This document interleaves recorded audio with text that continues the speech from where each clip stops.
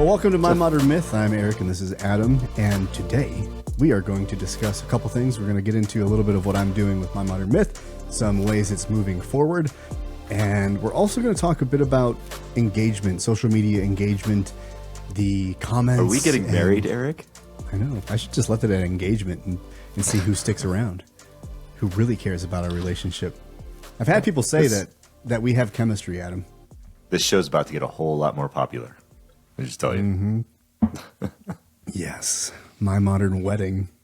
Do you remember that episode of, what is it called? America's Got Talent, where the guy had his two girlfriends on stage and he bravely came out as polyamorous? Bravely. That's such a weird thing. Everybody did. Man, you're so brave for hooking up with two hot chicks. Yeah. You are so brave. I think there was tears. You know, I felt my heart open. We're making progress. You're so brave. I'm sure that was very hard for him, and it is hard to live that life. But it is. No, it probably is actually. I mean, I can't imagine two relationships. Yeah, it's very hard. Yes, to live that kind of life. Indeed. And that is a perfect segue into your masterclass on dad jokes that just went live over on Flow Over Fear on YouTube. That's Go check it out. So, true, we are doing things. We are always pause, pivoting, pursuing. We're iterating. We're adding more of who we are into what we're doing. I think this is the way that you distill down to what your message is.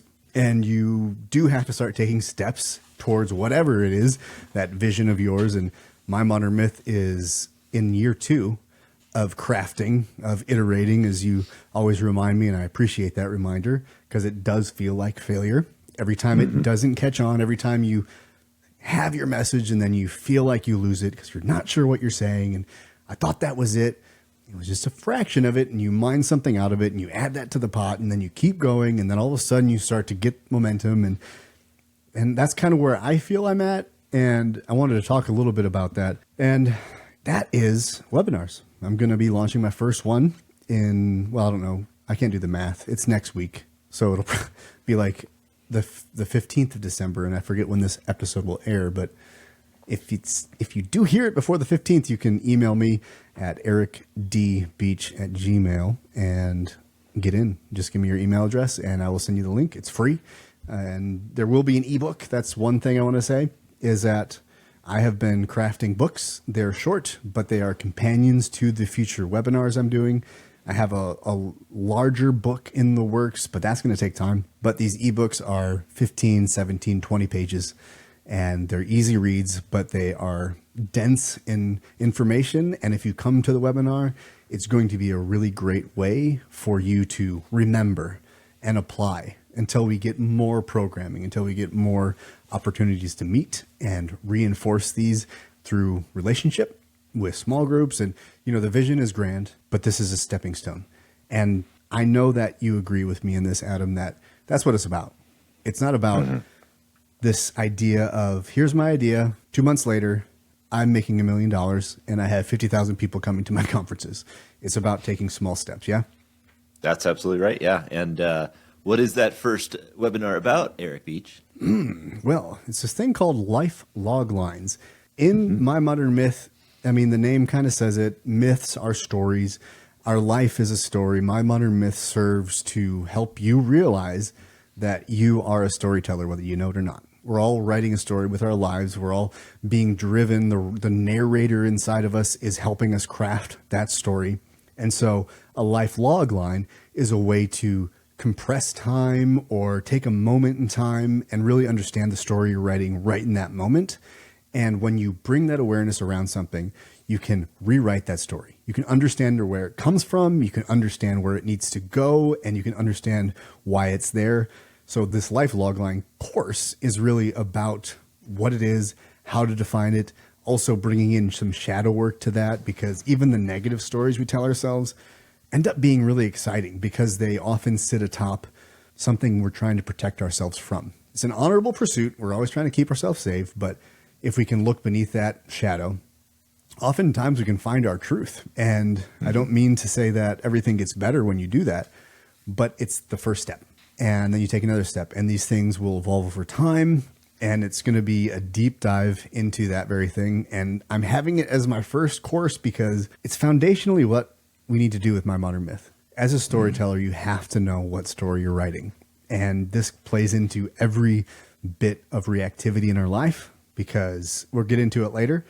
Social media engagement, comments, likes, dislikes, not having people show up to your event, they all make you reactive if you're not in a balanced state. I think there's just a ton that we can talk about, and it's an hour to unpack this, but it's the first of many, and I hope this thing is going to grow, and it's going to be a way for me to introduce and connect with you guys concepts that I have been saving my life with for a decade. And I always say, My Modern Myth isn't here to save your life. It's here to tell you how I saved mine and to freely offer that for you so that you can apply and save your own. Yeah, there's a lot of power in the idea of like when you create your own story, you have a big transformation. And I think this is why a lot of us like you, Eric, and myself and others like us do what we do.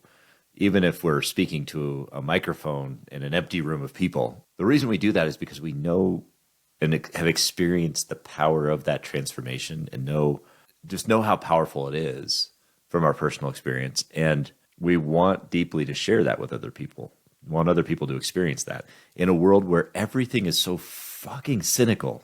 Everything's so cynical. When you look on the social media or when you look at the news or anything, we have to fight against that BS. We have to fight against the cynicism, all of the hatred, all of the anti this and victim this or whatever it may be. We have to fight against that and actively put ourselves in situations where we're forcing the optimistic so that we can drive ourselves forward to growth. Because if we don't have that, if we're sitting in Cynicville, which is really lazy and easy, by the way, super lazy and easy to be in Cynicville, to sit there and assume everything's bad, everything's against you because you're either right or you're pleasantly surprised. So congratulations.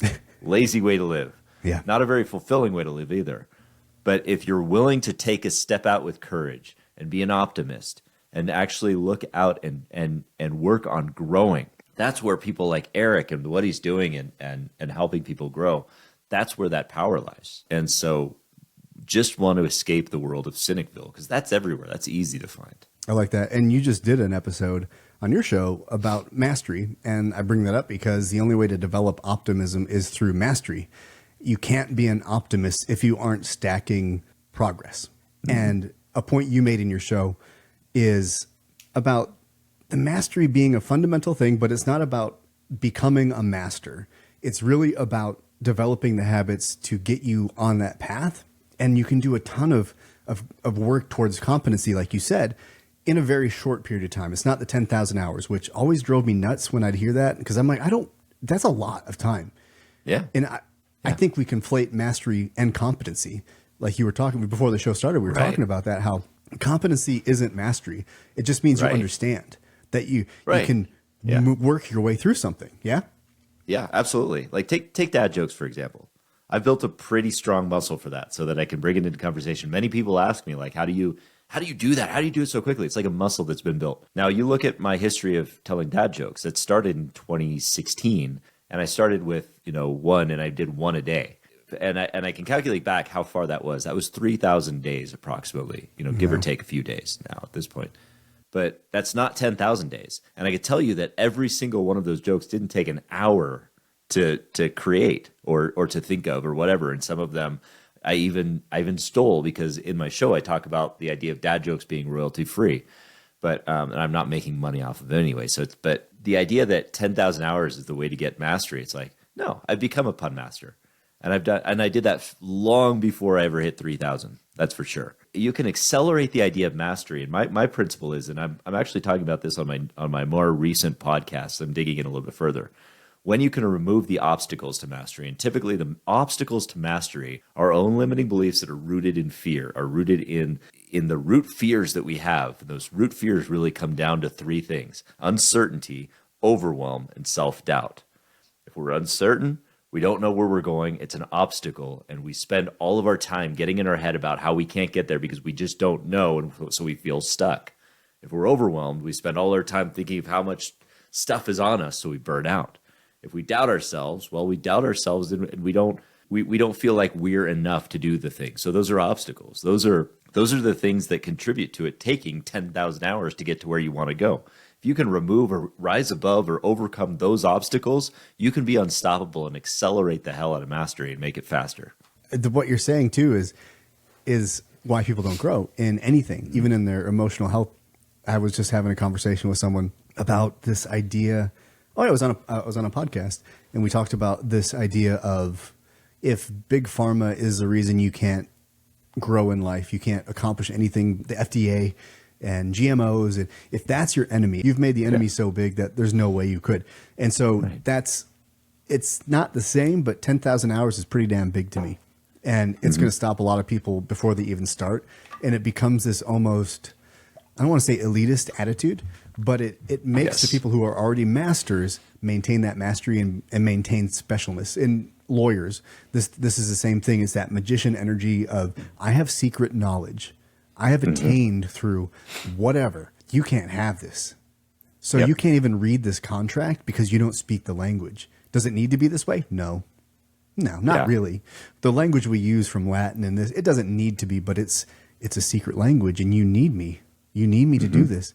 So we build these kingdoms around the mythic art of mastery, and we put these impossible limits around it so we can deter the majority of people forever taking that first step.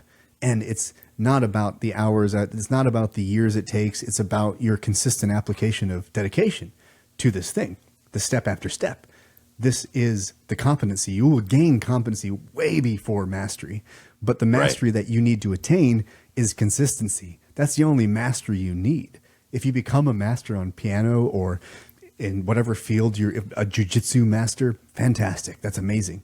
But I already am gaining mastery because I'm showing up in the ways that I can, and I'm not running away when things get difficult. I have gained mastery. This means that I have gained optimism.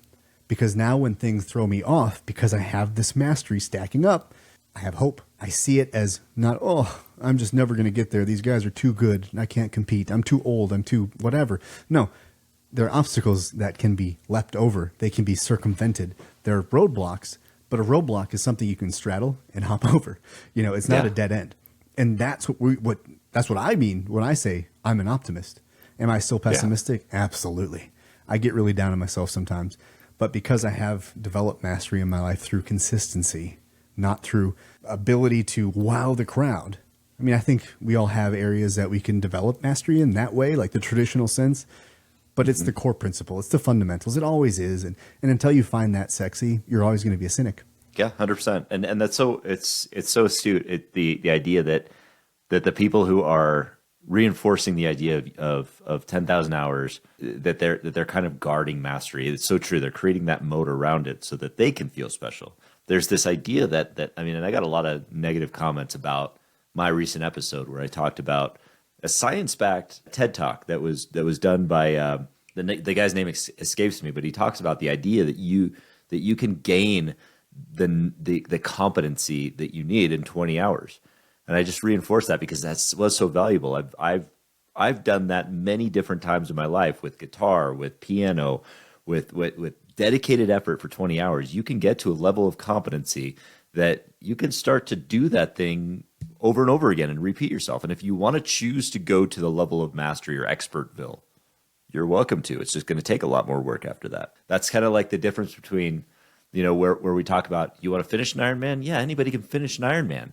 Do you want to qualify for Kona? Yeah, it's going to take a lot of extra work to get to that last 10%. That's the way it works. You have those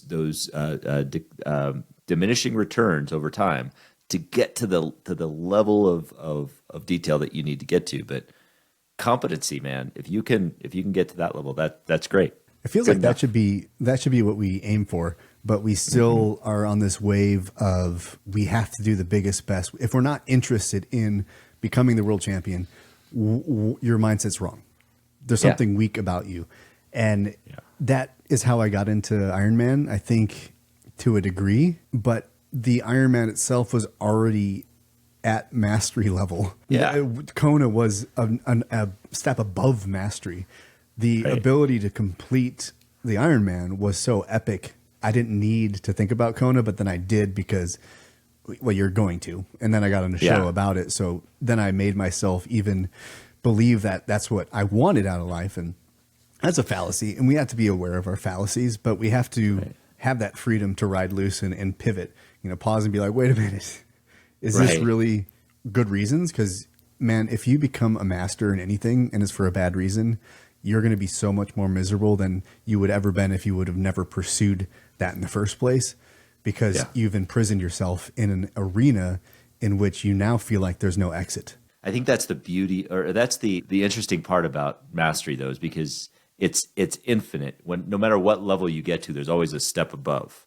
There's always a step above. There's always somebody above you you can look at and say, "Damn it, I'm not that high yet." And that's kind of the weird draw about it. That's the ugly truth about mastery. Is when people talk about mastery, they talk about it as if it's a place to go, that it's a destination, but it's not, because you never get there. So the idea of finishing an Ironman may be that competency part for somebody, or finishing a triathlon might be that next step of.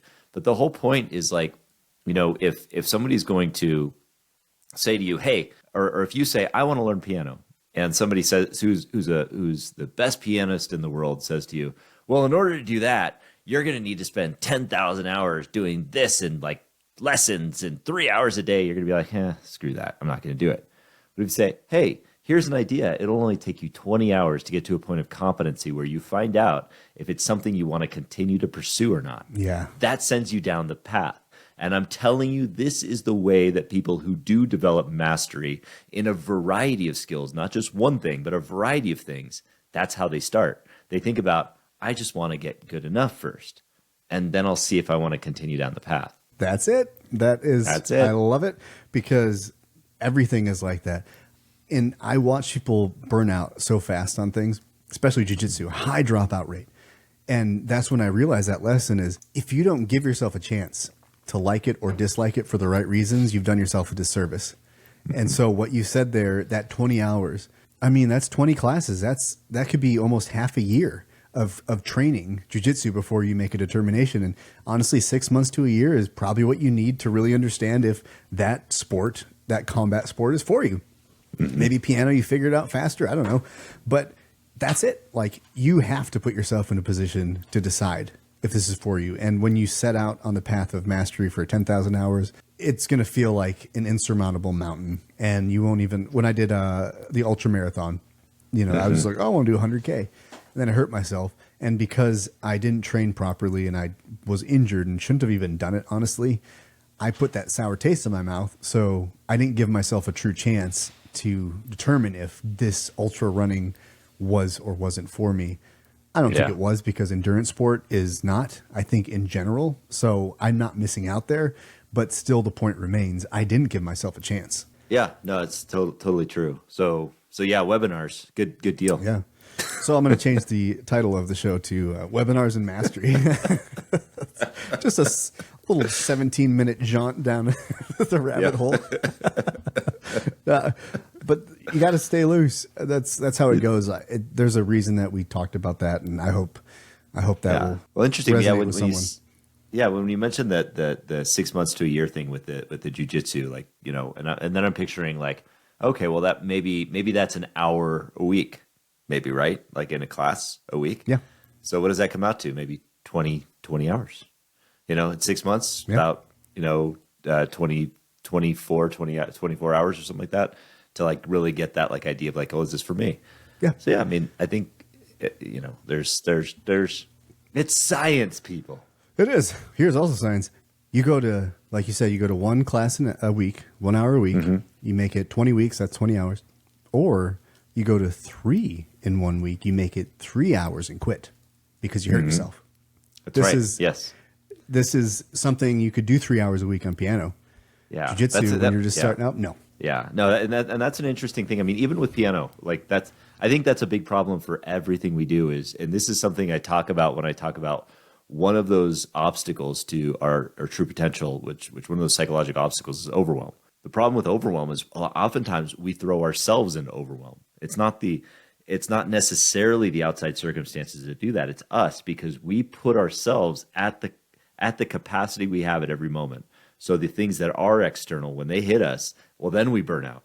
But if we kind of keep ourselves below the capacity, but the problem is that when we start new things, we get excited about it. It's natural. We're going to get excited. We're going to want to pursue something. We're going to want to enjoy it, but we give everything we've got, and we do the 3 times a week, and we say, I'm going to go all in, and I'm going to do everything I've got. And yeah, we burn out because we put ourselves in that situation.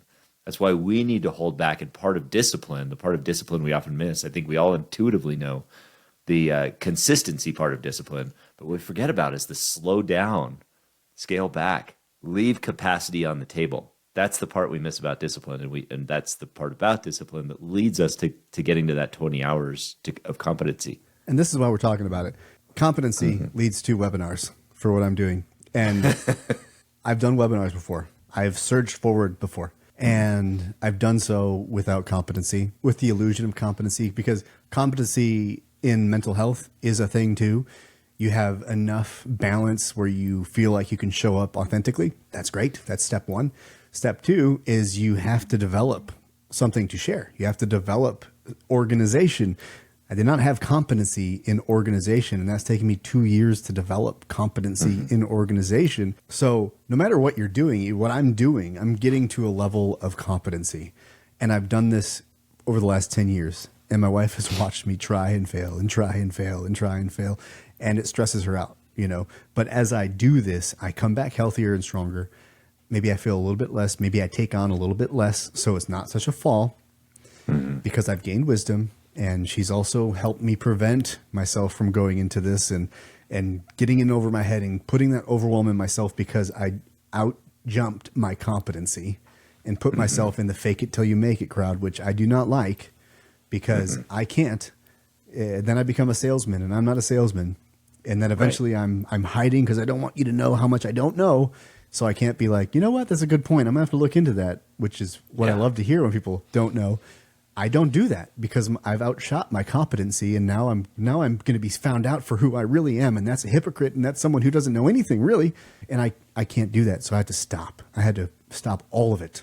I had to show up in environments where I got to show people who I was, show that competency and my ability to speak and my ability to pull metaphor and make unrelated experiences seem like they're connected, and then make someone go, oh, I never thought of it that way. I've always said that's a fundamental core of who I am. One of the pieces. Yeah. And that's another webinar that I'm going to do. Is part of my modern myth is the discovery of your fundamental core, because people do change, but their fundamental core never does.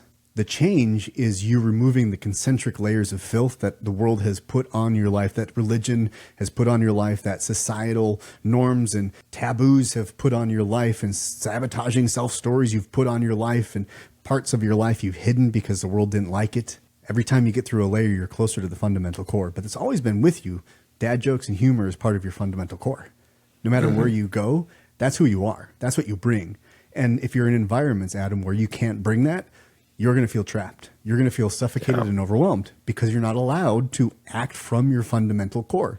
And some people don't even know what that is. And so that's part of this seeking. And I had to go away from public eye, but still, posting, still sharing stuff, and still thinking, and still writing, and organizing, and figuring out why I can't string things together, or why I believe that I have 2 comments to make, and then after that, I'm a shell of myself because I have nothing else authentic or original to say. Well, we're not original. We're repurposing stuff that's been said for 2,000 years, but in a way that reflects modern society and the situations we're in. And hopefully voices like you and me can reach different people, because we got a lot of people to reach. Yeah. So this competency is what I've been developing. Did I know that? No. And when you're saying it, I'm like, damn, that's what I've been doing. Is I have competency, but I overshot it. And that's really an interesting idea. It's something that I think that we need to really look at, especially when we're starting, is just when you say take a step forward, it really means just take that very next step. I mean, don't get over your skis. It is, that is the most damaging thing we can do. And when I see that, I've seen that a lot, even in sobriety, when I was going into AA, and I was guilty of this too. It's just like you get that point in time where you're so fed up with who you once were, and you want to change into something new. You want to be that thing, and that's fine. That's great. You want to be the new thing. So be the thing. Be the person, be who you want to be, be authentically you, but also recognize that you can burn yourself out really quick by doing too much too soon. And yeah, you see that a lot. I mean, in like the rooms of recovery where it's like, I'm going to do all 12 steps in a week and I'm going to be done. Or on social media where you see somebody post like a billion times and they're being super consistent for a week. Like, and then they drop off the planet. There's a level of, if you give yourself the capacity, if you leave capacity on the table, you're giving yourself capacity to iterate, like we're talking about earlier. Like, so that when you grow, you can iterate into the person you want to do. You cannot shift an identity just like that. You can't, a transformation does take time, and a metamorphosis takes time, but because your head is over here and your physical body is over here, you can't connect the two, but the connection is in the joy and the journey, and that takes scaling back. And yep, it's not a destination, it's a journey. That's for sure. It is.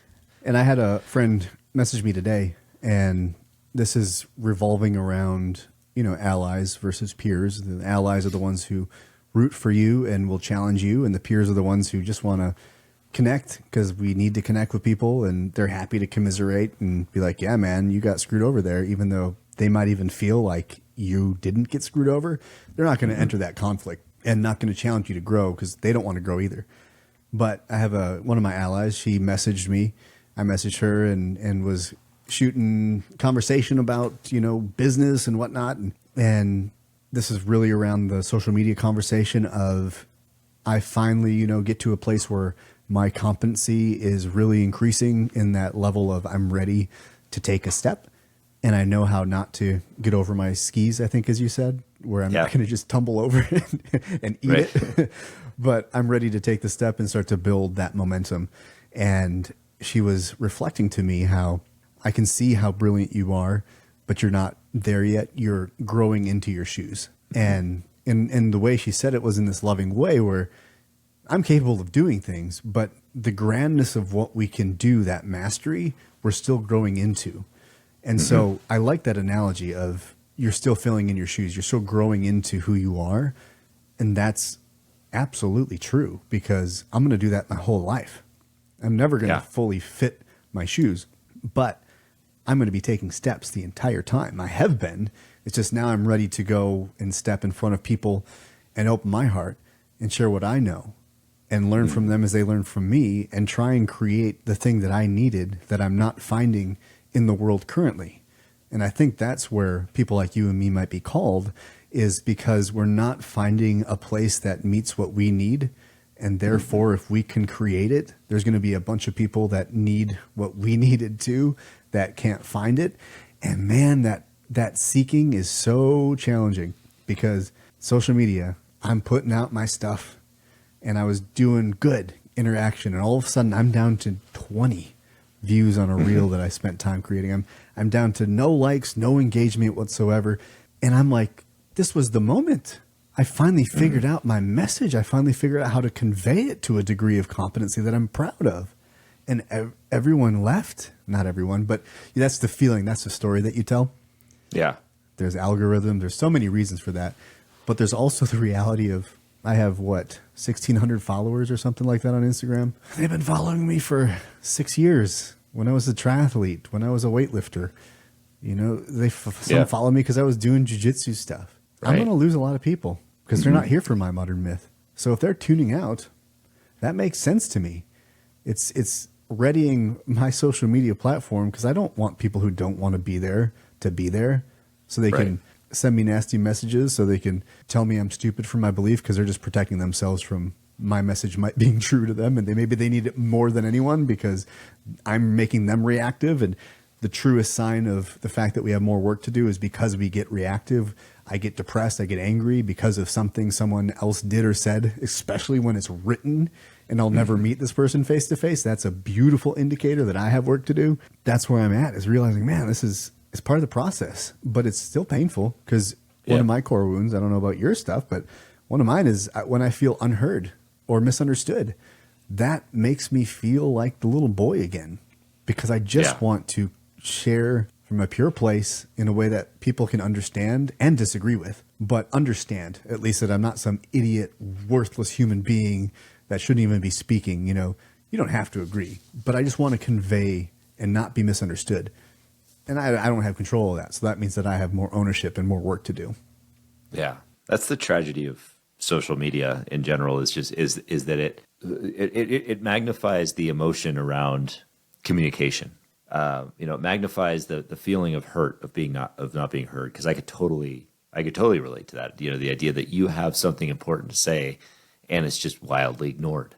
And the idea of like the distinction between being ignored and being heard is the like button, is that thumbs up, that little, or the view count or whatever it is. And even worse than that, it's like somebody pipes up and feels like they need to be the cynic master of the world and says, oh, that's a stupid opinion or whatever that is. Actually an indication that you're right, you're onto something. But it's also, it's also deeply, it's deeply painful. And I think that's the challenge. Therein lies the challenge is it's the medium we have to communicate that has been widely accepted, unfortunately. I've pivoted too from triathlete to podcaster to dad joke guy, right? And I've seen it go both ways where it's like, oh my gosh, I got 30,000 views on a pun, on a stupid pun. I'm going to, and then it just kind of drops back down and I lose followers. And it's just like, well, how do you play this game? And especially, I think inherently you can know how to play the game. But I think for both of us, I think what it comes down to is we know how to play the game. But we also know that the game is really fucking stupid. Right. It's a stupid game. Yeah. and so the rules are, and we're just like, I don't want to play that game. I want to play the game that I know how to do, that I want to control the message I'm putting out there. I don't want to dilute it into something stupid in 1 minute that's compelling and gets a knee-jerk reaction in the first 10 seconds or whatever. It just doesn't sit right with me. I want people to connect. You don't connect in that time period, in that medium. It's kind of the same thing with eating, where I want to know how to change my eating habits, and I'm hoping that they'll tell me to eat pizza, but they never do. It's always the same information, Right. And so I hope that they can tell me how to blow up my social media, and I hope it's something I want to do. And then it's like, here's 45 intros to your video that you can do. Here's the top 3 reasons that you can have mastery today. And I don't like it. I don't like doing it. I'm not going to, and that's going to cost me. I know it will, but I'm not going to play the game. And I'm also not going to carry victimhood, because I know I'm choosing not to do the things I need to do for the result to manifest the way I want it to manifest. I'm playing the slow game. I'm dialing into content, into my messaging, and increasing that, and increasing it by really sitting and focusing and really fleshing it out and understanding what I'm trying to say and writing it and reiterating it and all of that, versus just taking what I have and compressing it into the really catchy or controversial sound bites and attacking people and getting that reaction or whatever. Because I don't want to play that game. So you have to understand what game you're willing to play, and also what it's going to cost you. Because jiu-jitsu, my coach, I love him because he said, you can come to the last 10 minutes of class if you want. I'm not going to kick you out. You can come once a month. You just have to understand that your progress is going to be a whole lot slower. You might be a white belt for 10 years and you still may never grow or progress. That's your choice, though. You're a grown man. You're a grown woman, So you know the consequence. You don't get to have victimhood if you're not doing the things that you need to do to get where you need to go, or where you're supposed to. You can still get there. It's just going to be a different path, and it's probably going to take longer. Yeah, I 100% agree. I mean, I think that the idea of victimhood is a choice, and I know that people will jump down my throat on that. And I get it. It's very, very easy to look externally at other people and see what they have that you don't. It's very easy to identify what we would call, privilege or what have you. It's somebody else that we don't have, because everybody around the table has some kind of challenge that they're dealing with. Something is going on. And that challenge may even be that they're so freaking lucky and everything works out for them, but they're still miserable and they can't figure it out. Everybody has something that makes them able to identify as a victim. And I get it. This is not a way to victim shame or anything like that, because I recognize that there are truly people who are victims in a moment, in a circumstance, in a situation that they should not be in. But in those situations, it's terrible that they have been victimized. But when we make that past tense, or when we make that part of our identity, that's the choice. And, it's something that we can overcome by leaning into that optimism and looking at how we can overcome it. Sounds we like don't a have to pretty make that privileged choice. statement, my friend. It sure is. Well, that's the thing about privilege, though, is one of the things that I think that is the most damaging thing that we're experiencing in our society right now is that we are generalizing privilege. You can't generalize it. You can say that there's privilege for certain reasons, like, socioeconomic status, you're privileged. You grew up in a healthy household. You're privileged because you're healthy. You don't have any disease. You're privileged because of this or that. But you can't say you're overall privileged over everybody else, because everybody has challenges. I mean, Yep. Eric Beach, I know about things that you've gone through that you would consider me privileged for not having gone through. I know that other people are privileged for going through things that I have gone through. So we can't generalize privilege. There's only specific elements of it. And if we continue to generalize the conversation, we're going to continue to create divisiveness until we can get to the root cause of the individual elements of how to end the cycle of victimhood, which starts with each one of us individually, to stop it from within. Stop thinking of ourselves as victims and start empowering ourselves. Exactly. And all of these words that we're using, the place that we go wrong in them is we jump into the role of the accuser, and we're using them to project onto other people instead of what they are. And that is something we need to look at ourselves and honor. My privilege of being a middle-class boy, my parents, it was middle class. So we didn't really have to worry about bills. We weren't rich, but we were comfortable. That was privilege. I didn't mean that the abuses that I suffered were, somehow okay, because Right. it didn't matter about the money. It mattered about the experience and my reaction to it. And that's where I became a victim. And a lot of people, the victim choice, it's unconscious. But the second that you are sick of it, you have to accept that it is a choice to continue to not do the things that you need to do to burn that victim card, as they might say. And the reality is, a victim, an accuser, or a martyr are the three masks that we wear that block us from doing anything brave in our life, which bravery means becoming the hero and going on the journey of discomfort, leaning into adversity, and just continuing even though it's hard, and desiring more, and realizing this is a lifelong experience, and it's all about the way I react to every single thing that happens in my life that defines who I am in this story. And the victim is one of the hardest ones, because the victim and the accuser are the same thing. One's just a passive and one's a very active version of it, because the victim is just hopeless and helpless, whereas the accuser is hopeless and helpless, but they get to point a finger at everyone and create any reason they want to say why they're never going to make it. Why Adam is privileged, that's the accuser. Why Eric is privileged, easy for you to say. You're in shape. Bro, Right. I wasn't.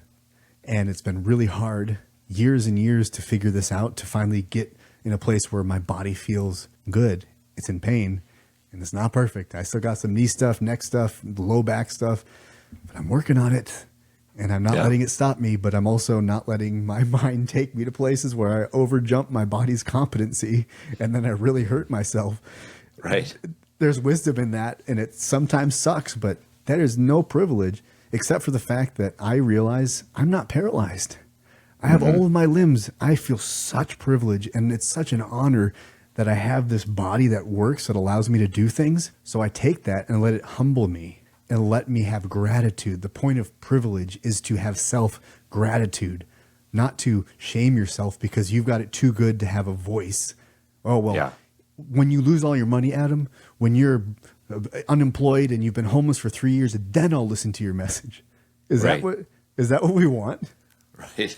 Supper. Yeah, no, I know. Yeah. I think that when we can attack those things, when we can be when we can be general with our praise. Like, Eric, you're an amazing person, and you are so giving, you're so caring, and all of that stuff. But we need to be specific with our criticism, with the critiques of ourselves or others or what have you. That way we can target what we need to improve upon. Because otherwise we get into the general on the victimhood thing, and we just call ourselves that, and we say that there's no way out, and we call into that victim spiral, and it's not fun. And I've been there, and it's an ugly place to be. It's not a fun place to be, but we don't have to be there. And by avoiding that is through being able to process emotions, being able to rationalize life log lines. That's part of what victimhood is you have these narratives that drive your story of victimization, of not victimization as in you keep getting abused. Like, that's a whole separate conversation that is a deep psychological thing, and it's not so easy. Right. But what I'm talking about more practically is this idea that we have stories that we repeat unaware. It's behind the conscious mind, but it's there. And if we listen to the things we say, we start to hear them, because all of that victimhood thinking, the narratives, the negative self-talk, they're all the inner narrator telling a story, and they're making you aware of the story you're telling. And if you write those down and you sit and you look at them, you're going to be shocked. And then you need to start gathering evidence that says, is this real? Is there really nothing that I can do? Because hurt, that's, pain is inevitable. It's part of being life. Life isn't the way you want it to be. There's pain. You're going to feel it. Hurt means that you have no say in it. You have no ability to change it. This is just how it is, and there's nothing you can do. That's where we go too far. So you're going to feel things, and you're going to be knocked on your ass. But with this, these emotions come up because engagement's down, I'm losing followers, people don't seem to care anymore. In the book The Alchemist, there's this beautiful analogy of it where the king tells this boy a story, and essentially he's sitting with a genie or something, and this person says, if you buy this land for whatever, $10, that's not it, but I don't know. So for $10 on this land, there is a mine worth $10 billion worth of jewels and gems. So it's yours if you want it. And so he pays the $10, and he goes and he knows where to look, and he knows where to dig, and he digs and he digs, and he spends all this time digging. Months go by, and he still finds nothing. And he finally gets hopeless, and he sells this land, sells it for $10, let's say. The guy goes back and he's like, well, look at this mine. He starts digging.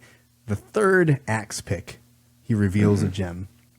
The guy sold his farm because he thought it wasn't there, but he was 3 swings of the axe away from hitting the $10 billion gem mine that he was promised. When I attack this, my modern myth, my life, every time I want to give up, I think about 3 more axe swings, 3 more pickaxe swings. Because I know for a fact I'm in line with my fundamental core. This is what I'm here to do. Is it time for me to make it? Never will be. But what I do know is the second I put down my axe and I stop swinging, I start to die. And I don't mean to be melodramatic, but literally what almost killed me, what I tried to take my life for, was the silence, by suffocating my own voice because I didn't like the attention. Because attention to me means danger. Mean people on the internet are that danger. Yeah. It's a stand-in for real violence that I experienced. But that's the key decision in childhood. That's the narrative in my head. And when I challenge that, I make progress and I swing. Yeah. And then I keep challenging it, and I swing and I swing, and I make a little bit of progress. Maybe I get a glint of jewel over here, and that was just one. It wasn't the whole $1 billion, but it was one. And I'm hungry, and I know that I feel the jewel is me feeling like I belong on this earth. That's the greatest riches I've experienced since 2008 when I tried to take my life, is the jewel that I realize I do belong here. People care about me, and they're not lying, because why would they? And that was a story I had to break for a long time. Was my friends say that they care about me, but I don't care about me, so why would they? Well, they're not lying to me. What could they possibly gain by lying to me?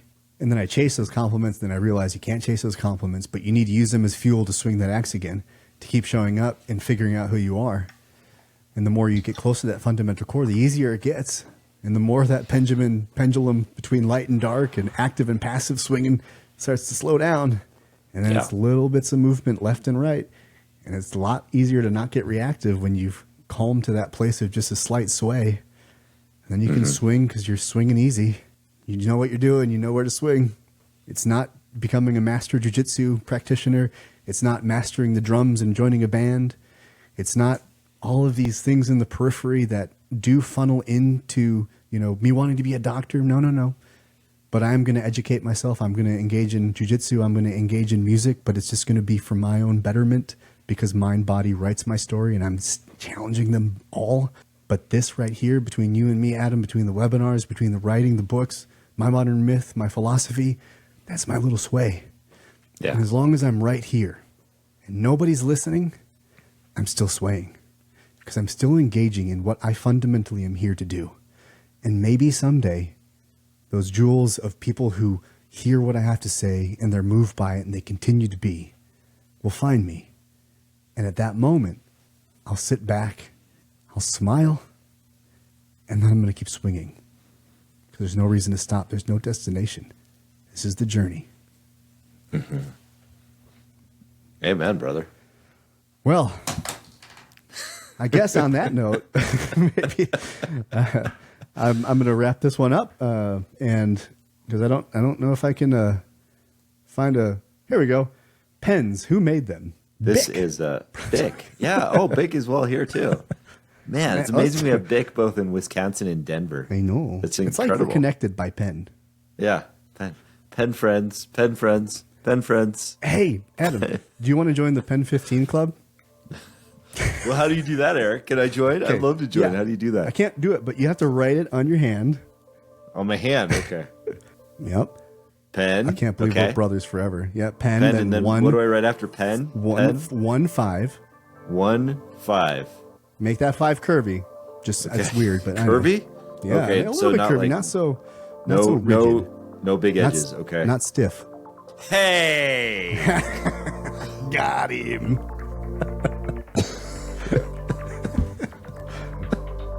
So, until next time, journey well, my friends. Penis. Make sure you don't join the Pen 15 Club.